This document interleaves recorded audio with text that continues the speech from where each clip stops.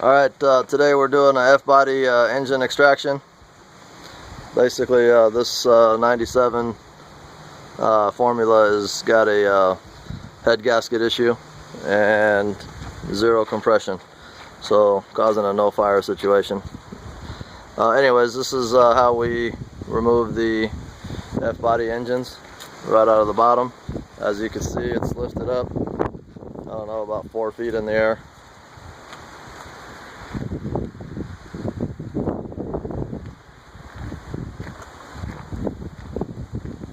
And the back bumper's about to touch the ground there. Anyways, all we do is basically take a cherry picker, and this is a seat belt that I use, and basically loop the seat belt around the core support, pick the body up. Of course, that's after all the connections have been taken out. Basically, the exhaust Y pipe, just name a few things. The exhaust, the Y pipe comes down. The transmission cross member has to come off. The transmission shift cable, which is hanging there, has to come off.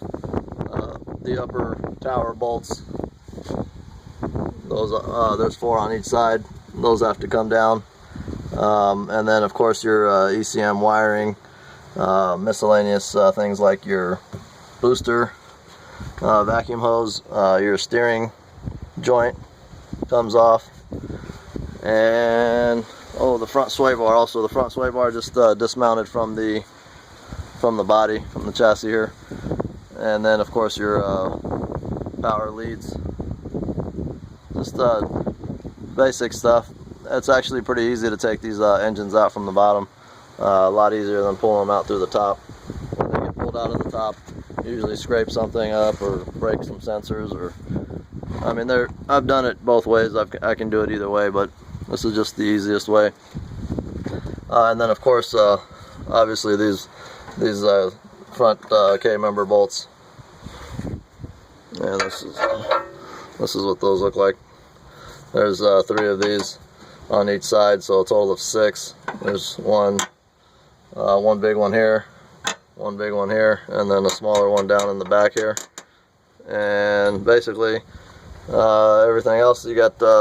You don't have to take out the radiator. I have taken out the radiator just to help out and give me more room. There's the throttle cable that has to get disconnected. Also, there's 2 brake lines you have to disconnect, the right front and the left front brake lines from the ABS module, ABS pump. And those 2 brake lines are the frontmost one on the driver's side and the rearmost line on the driver's side. So those have to come off, and you kind of got to guide them out of the area here. Of course, this is the fuel line and the vapor line. Those got to come off. I apologize if the windy situation here is making this video quality not so good, but anyways, as you can see, it's coming along. And we're just going to basically use the 2 front wheels and these 2 dollies. We have 2 dollies set up underneath here, underneath the front and the transmission, and we're going to be pulling that out here, and we should have this down here in a couple minutes. I just wanted to shoot a quick video. Oh, tranny lines also, don't forget the tranny lines. When you remove the radiator, you have to take those out, so that's a plus for removing the radiator. You don't have to. I've done it without removing the radiator, but it is a little tight in there, so remove the radiator, make it a little easier.